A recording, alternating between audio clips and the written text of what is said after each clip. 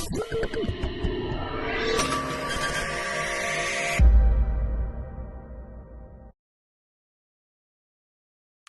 standby, kamera ready, sound ready, 3, 2, 1, action.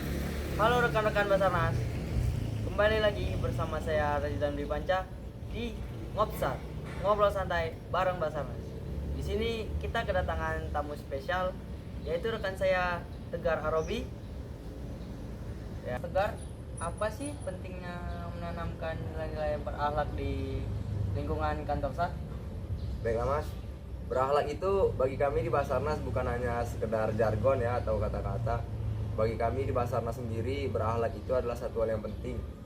Karena kita bukan bicara tentang bagaimana teknik evakuasi, tapi tentang bagaimana kita hadir dengan hati, mampu menolong korban dengan rasa empati, bekerja sama dengan hati yang tulus, dan mampu menjaga integritas meskipun tidak ada yang melihat, begitu Mas.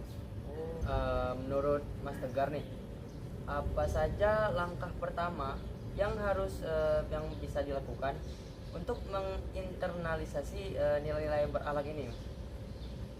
Mungkin langkah pertama yang paling penting menanamkan nilai ASN berakhlak itu adalah menyadarkan bahwa nilai-nilai ini sangat relevan bagi pekerjaan kita saat ini sehari-hari.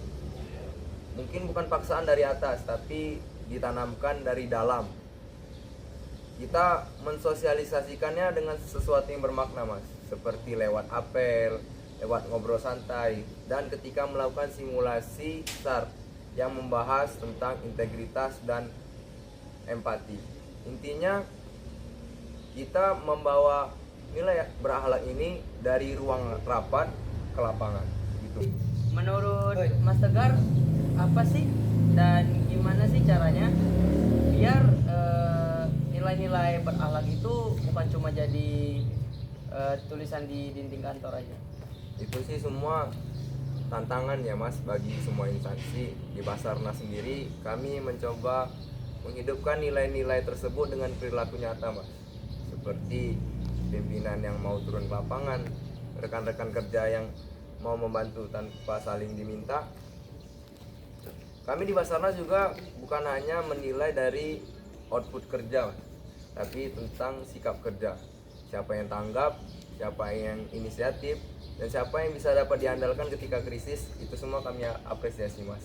Oh, gimana sih?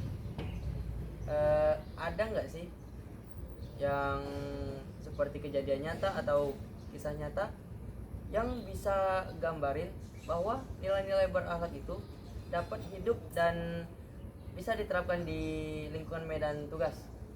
Wah, udah banyak Mas. Kemarin pas kejadian tenggelamnya kapal di perairan Sulawesi, salah satu anggota rescuer kami melakukan penyelaman selama 6 jam Mas, dengan waktu istirahat yang minim. Dia ingin memastikan bahwa tidak ada korban yang tertinggal. Dia bilang, kami bukan mau menjadi pahlawan, tapi ingin menjalankan amanah. Di situ kan kita dapat nilai Mas. Yang diimplementasikan adalah nilai-nilai kompetensi, loyalitas, dan empati. Di situ nilai-nilai itu hidup bukan hanya dalam pidato Mas, tapi dalam aksi. Berarti sangat berdedikasi tinggi terhadap organisasi Mas ya? Betul Mas. Apa sih harapan Mas Tegar ke depannya untuk budaya kerja di Basarnas melalui nilai-nilai berakhlak ini? Harapannya Mas, nilai-nilai berakhlak ini pengen menjadi DNA kami semua para ASN Basarnas.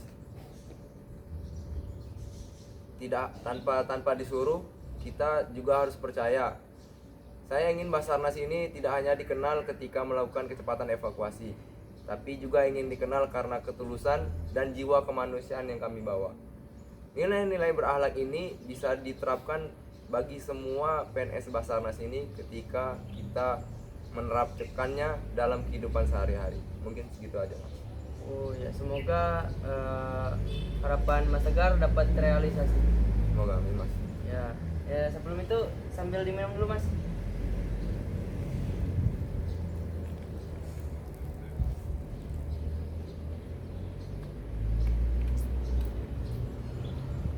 Oke rekan-rekan, menurut saya hanya segitu saja yang dapat disampaikan oleh rekan saya Tegar Arobi.